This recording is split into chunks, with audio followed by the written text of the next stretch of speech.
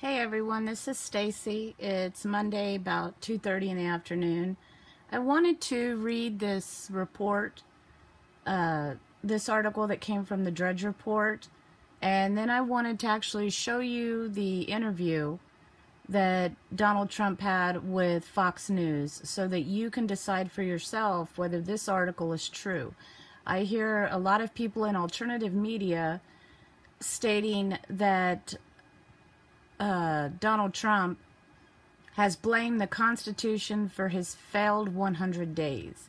And I don't know if it originated from Drudge Report or some other alternative news website, but it is kind of going around the internet right now, and I have found the original interview with Donald Trump, and I'd like for you to judge for yourself whether this article is true or not.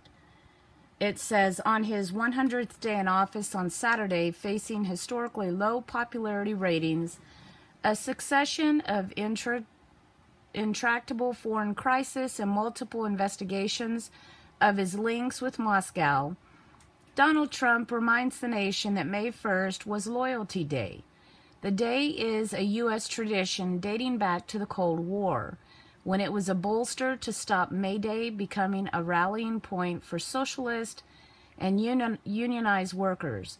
But for an embattled president learning politics on the job, it has an added resonance.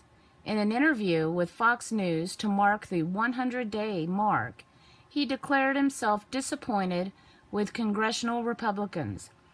Despite his many great relationships with them, he blamed the constitutional checks and balances built into the U.S. governance.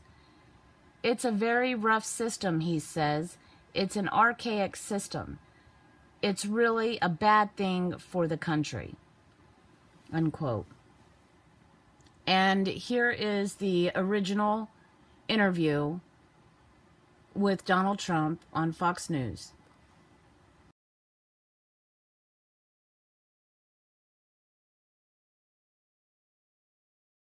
Themes that have been part of the first 99 days. The president's approval numbers right now in the mid-40s. And while 30 executive orders and 28 bills have been signed into law, 13 of which were bills that were rollbacks from Obama-era regulations, the big three that he campaigned on, health care, tax reform, and immigration reform, have not happened quickly as he had hoped. The president is clearly frustrated to some extent with the Republican Congress. The businessman, now president, learning that the wheels turn slowly in this town, and he sees his biggest wins so far as outside our borders. Earlier today, we spoke about both. You were a registered Democrat for a long time, now Republican president of the United States. And people say, well, President Trump's not an ideologue. He is a pragmatist. How would you describe your political philosophy? Well, I'm not really an ideologue. I think I'm a person of common sense, I think, more than anything else. And I was a Democrat. I came from a place, I lived in Manhattan. I started in Queens with my parents, and then when I started doing a little bit better and better deals, I was able to get into Manhattan. I moved into Manhattan, and in Manhattan, Republicans are not exactly flourishing. And so I started off as a Democrat, like Ronald Reagan was also a Democrat. And over the years, your views just change somewhat. But I think more than anything else, I'm a person of common sense. I understand what has to be done. I get things done. I've always been a closer. We don't have a lot of closers in politics, and I understand why. It's a very rough system. It's an archaic system.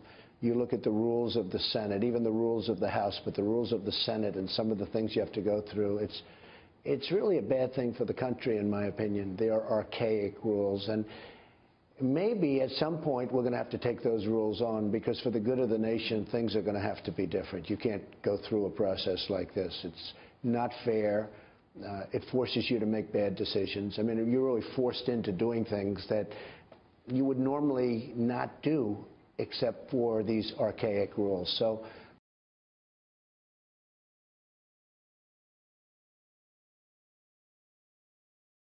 Like what? How would you change them? Well, you look at the voting and you look at the filibuster system. And it used to be, I always thought a filibuster where you stand up and you talk all day and then somebody else You don't have to do that anymore. No, you don't have to do it anymore. Today you say filibuster and guys sit home and they watch television or whatever they do. I think, the filibuster concept is not a good concept to start off with. But if you're going to have filibuster, let somebody stand up for 20 hours and talk and do what they have to do, even if they're reading comic books to everybody. Let them do it. But honestly, we have so many bad concepts in our rules, and it's forcing bad decisions. I really see. I've seen it over the years, where bad decisions are made. Decisions that nobody wanted are made because of archaic rules, and that's something that I think we're going to have to change.